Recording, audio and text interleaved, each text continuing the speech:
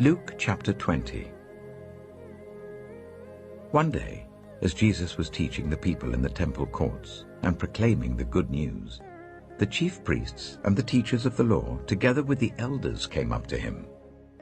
"Tell us by what authority you are doing these things," they said. "Who gave you this authority?" He replied, "I will also ask you a question. Tell me, John's baptism, was it from heaven or of human origin?" They discussed it among themselves and said, "If we say from heaven, he will ask, 'Why didn't you believe him?' But if we say of human origin, all the people will stone us because they are persuaded that John was a prophet." So they answered, "We don't know where it was from." Jesus said, "Neither will I tell you by what authority I am doing these things." He went on to tell the people this parable. A man planted a vineyard, rented it to some farmers, and went away for a long time. At the harvest time he sent a servant to the tenants, so that they would give him some of the fruit of the vineyard. But the tenants beat him and sent him away empty-handed. He sent another servant, but that one also they beat and treated shamefully and sent away empty-handed. He sent still a third, and they wounded him and threw him out. Then the owner of the vineyard said, "What shall I do? I will send my son whom I love. Perhaps they will respect him." But when the tenants saw him, they talked the matter over. "This is the heir," they said. "Let's kill him, and the inheritance will be ours." So they threw him out of the vineyard and killed him. What then will the owner of the vineyard do to them? He will come and kill those tenants and give the vineyard to others. When the people heard this, they said, "God forbid." Jesus looked directly at them and asked, "Then what is the meaning of that which is written? The stone the builders rejected has become the cornerstone. Everyone who falls on that stone will be broken to pieces. Anyone on whom it falls will be crushed."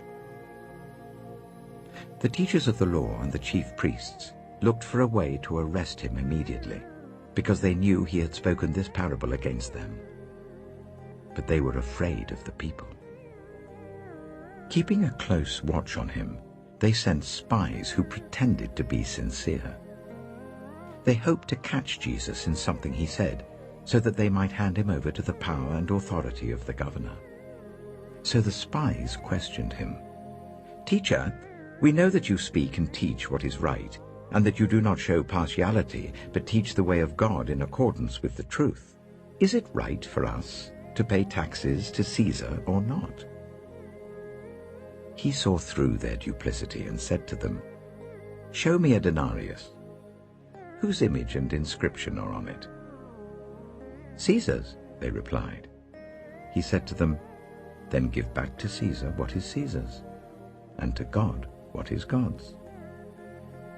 They were unable to trap him in what he had said there in public, and astonished by his answer, they became silent. Some of the Sadducees, who say there is no resurrection, came to Jesus with a question. "Teacher," they said, "Moses wrote for us that if a man's brother dies and leaves a wife but no children, the man must marry the widow and raise up offspring for his brother. Now there were 7 brothers. The first one married a woman and died childless. The second and then the third married her, and in the same way the 7 died, leaving no children. Finally the woman died too. Now then, at the resurrection, whose wife will she be, since the 7 were married to her?" Jesus replied, "The people of this age marry and are given in marriage. But those who are considered worthy of taking part in the age to come and in the resurrection from the dead will neither marry nor be given in marriage. And they can no longer die, for they are like the angels. They are God's children, since they are children of the resurrection. But in the account of the burning bush, even Moses showed that the dead rise, for he calls the Lord the God of Abraham and the God of Isaac and the God of Jacob. He is not the God of the dead, but of the living, for to him all are alive." Some of the teachers of the law responded, "Well said, teacher." And no one dared to ask him any more questions.